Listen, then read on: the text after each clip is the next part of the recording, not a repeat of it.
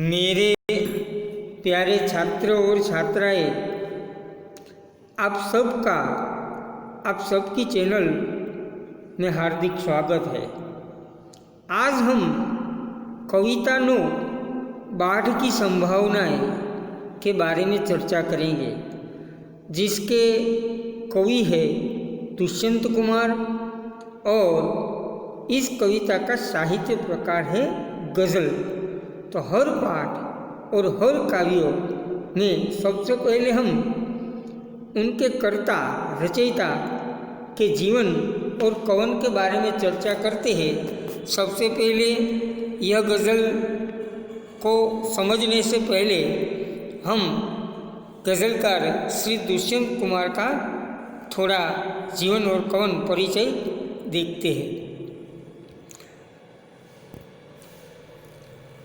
दुष्यंत कुमार का जन्म राजापुर जिला नवादा बिजनौर उत्तर प्रदेश में हुआ था। उनका जन्म सन 1933 में और निधन 1975 में हुआ था। उनका उच्च शिक्षण इलाहाबाद में ही हुआ। सरकारी नौकरी तथा कृषि उनका मुख्य व्यवसाय था। रूढ़िवादी और साम्राज्यवादी शक्तियों से संघर्ष की चेतना उनकी कृतियों का प्रमुख तत्व है।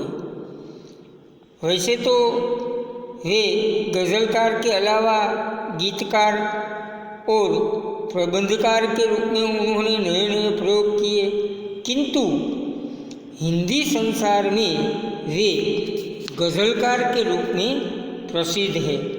उन्होंने गज़ल को परंपरागत ढांचे से अलग कर सामाजिक राजनीतिक यथार्थ का सफल संवाहक बनाया है।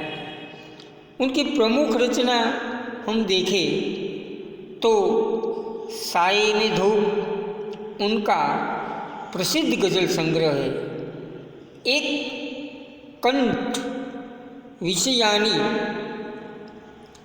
जलते हुए बन का बसंत और सूर्य का स्वागत उनके अन्य प्रसिद्ध कृतियाँ हैं। छोटे छोटे सवाल तथा आंगन में एक वृक्ष उनके प्रसिद्ध उपन्यास है। बाढ़ की संभावनाएं, यह गज़ल के बारे में हम थोड़ा जानें तो प्रस्तुत गज़ल मुसल्स यानी मुसल्स का मतलब है एक ही भावबोध वाली गज़ल। तो यह गज़ल के हर शेर एक ही भावबोध वाले नहीं है। प्रत्येक शेर की भावभूमि भिन्न भिन्न है। समसामयिक जीवन में मानव की स्थिति विसंगतियों से परिपूर्ण है। उससे कवि चिंतित अवश्य है, पर निराश नहीं। तमाम विषम परिस्थितियों की उपस्थिति के बावजूद उम्मीद की एक हल्की सी किरण अभी भी उसके यहाँ बरकरार दिखाई देती है। तो ये था कवि का परिचय और उनका सृजन। कई बार जोड़ जोड़िए उसमें पूछा जाता है। पहले मैं ये गज़ल का आपके सामने पठन करूँगा। बाढ़ की संभावनाएं सामने है और नदियों के किनारे घर बने हैं। चीड़ वन में आंधियों की बात मत कर, इन दरख्तों के बहुत नाजुक तने हैं। इस तरह टूटे हुए चेहरे नहीं हैं जिस तरह टूटे हुए ये आईने हैं। आपके कालीन देखेंगे किसी दिन, इस समय तो पाँव कीचड़ में सने हैं। जिस तरह चाहो बजाओ इस सभा में, हम नहीं हैं आदमी, हम झुनझुने हैं। अब तड़पती सी गज़ल कोई सुनाए, हम सफ़र ऊँघे हुए हैं अनमने में। देखिए, ये थी गज़ल। अब हम उनका प्रत्येक शेर जानेंगे उसमें गज़लकार क्या कहना चाहता है। सबसे पहले कहते हैं कि बाढ़ की संभावनाएं सामने हैं और नदियों के किनारे घर बने हैं। बाढ़, तो देखिए बाढ़ यानी कि जो विनाश होता है, जिसको हम कहते हैं पूर। तो कवि कहते हैं कि नदियों में बाढ़ आने की संभावना हमेशा बनी रहती है, उससे भारी विनाश भी हो सकता है। पर यह जानते हुए भी नदियों के किनारे ही लोगों ने घर बनाए हैं, क्योंकि बाढ़ की संभावना है, फिर भी लोग निश्चिंत होकर नदियों के किनारे घर बसाकर रहते हैं। कवि यह कहना चाहते हैं कि बाढ़ यानी कि पूर एक प्राकृतिक आपदा है, संकट है। प्राकृतिक आपदा से डरकर कोई अपना घर छोड़कर क्यों चला जाए।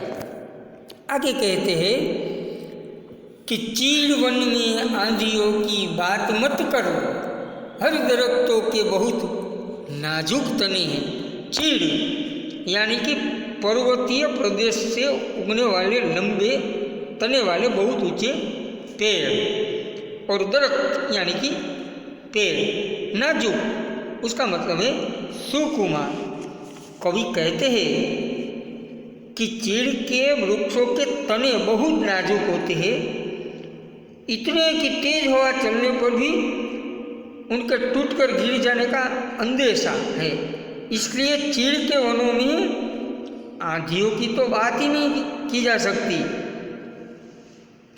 आंधियाँ चलने पर तो चीड़ के सारे वृक्ष धराशायी हो जाते हैं, फिर भी चीड़ के वन तो है ही। आगे कहते हैं कि इस तरह टूटे हुए चेहरे नहीं हैं जिस तरह टूटे हुए ये आईने। आईना, कोई कहते हैं कि लोगों में हताशा है, पर वे इतने परस्त नहीं हैं जिस तरह टूटे हुए आईने होते हैं। टूटे हुए आईने टूटने पर आप सब जानते हैं टुकड़े टुकड़े हो जाते हैं। यहाँ लोगों में अभी भी कुछ कर गुजरने की शक्ति शेष है। किस तरह अच्छी बात कवि ने कही है, टूटे हुए चेहरे नहीं हैं जिस तरह आईने टूटे। लोगों में कुछ करने की, हताश होने पर भी लोगों में कुछ कर बीतने की जान अभी भी बाकी होती है। आगे कहते हैं कि आपके कालीन देखेंगे किसी दिन, इस समय तो पाँव कीचड़ में सने हैं। देखिए इस गज़ल में क्या कवि ने शेर कहा है। कालीन यानी कि गलीचा। कवि कहते हैं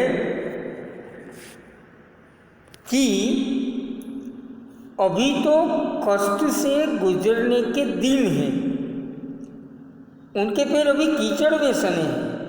इस कष्ट से मुक्ति मिलने पर ही वे किसी के सुखद आश्वासन अथवा उसके वैभव के दर्शन कर सकेंगे, वरना उस वैभव पर भी दाग लग जाएगा।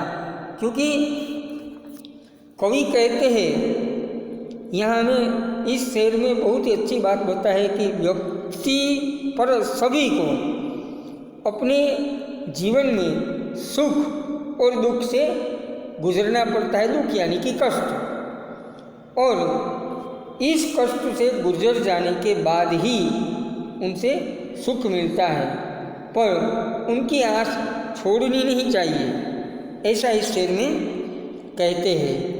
जिस तरह चाओ बजाओ इस सभा में, हम नहीं हैं आदमी, हम झुनझुने हैं। झुनझुने मतलब कि गुनगुने, हम सफ़र यानी कि साथी। कवि कहते हैं कि इस सभा में हमारी स्थिति किसी असहाय व्यक्ति जैसी है। तुम जैसे भी चाहो हमारा उपयोग करो, हमारी हैसियत आदमी के रूप में नहीं रह गई है। हम आदमी न रहकर किसी झुनझुने की तरह हो गए हैं। तो जो कवि यहाँ क्या कहना चाहते हैं कि ऐसे व्यक्ति जो उनको अपनी बात कहने का मौका कभी नहीं दिया जाता और उन पर निर्णय थोप कर डाला जा मनचाहा निर्णय डाला जा सकता है, ऐसे लोगों की बात करते हैं। आगे कहते हैं अंत में कि अब तड़पती सी गज़ल कोई सुनाए, हम संभर ऊँधे हुए हैं अनमने। कवि कहते हैं अनमना यानी कि उदास, शिथिल हो जाना। कवि कहते हैं कि हमारे साथ चलने वाले लोग अर्ध निद्रा की हालत में हैं और उन पर उदासी छाई हुई है। अब उन्हें कोई फड़कती हुई गज़ल सुनाए, उग्र जागृत, जिसको जागृत कर दे, तो ही उनमें दोष का संचार होगा।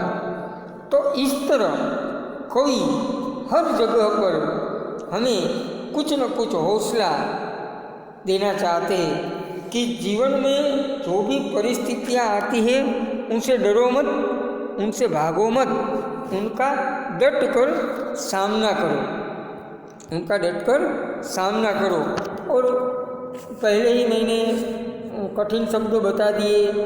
दरख्त यानी कि पेड़, कालीन यानी कि बड़ा बगीचा, चिड़ यानी कि पर्वतीय प्रदेश में उगने वाला एक बहुत ऊंचा पेड़ जिससे लीसा नामक बहुत जैसा पदार्थ निकलता है। लीसे से टर्पेंटाइट तेल बनता है, आप जानता है। आईना यानी कि दर्पण, झुनझुन यानी कि एक खिलौना, नाजुक यानी कि मुलायम कोमल, तना यानी कि पेड़ का जमीन के ऊपर का मोटा हिस्सा, तड़पती सी यानी कि बेचैन करने वाली, हम सफ़र यानी कि साथ में सफ़र करने वाला सहयात्री अथवा यात्री, अनमना यानी कि उदास या शिथिल। तो यह हमारा काव्य था बाढ़ की संभावनाएं। और विद्यार्थी मित्रों, यहाँ स्वाध्याय दिया गया है जो आप सबको मुख्य नोट, आखिरी नोट में लिखना है। विकल्प पूर्ति, कौन सी संभावनाएं सामने हैं? तो बाढ़ की संभावनाएं सामने हैं। कवि ने किस वन का जिक्र किया है? तो कवि ने चीड़ वन का जिक्र किया है। हम सफ़र क्या कर रहे हैं? तो क्या हम सफ़र ऊँघे हुए हैं। और एक एक वाक्य के प्रश्न है। घर कहाँ बने हुए हैं? तो उत्तर, घर नदियों के किनारे बने हुए हैं। दरख्तों के तने कैसे हैं? तो दरख्तों के तने बहुत नाजुक है। कवि ने झुनझुने किसे कहा है? कवि ने सभा में आए उन लोगों को झुनझुना कहा जिनको अपनी बात कहने का मौका नहीं दिया जाता और उन पर अपना निर्णय थोप कर उनका मनचाहा उपयोग किया जाता है। कवि कालीन क्यों नहीं देखना चाहता? तो कवि के पांव इस समय कीचड़ में सने हैं, इसलिए वे कालीन नहीं देखना चाहता। तो यह हमारा काव्य था बाढ़ की संभावना। मुझे आशा है कि आप सबको यह काव्य समझ में आया होगा। फिर से नया पाठ या तो कोई व्याकरण या लेखन का कोई प्रकरण लेखन फिर से हम मिलेंगे। तब तक के लिए टाटा, बाय बाय, आवजो।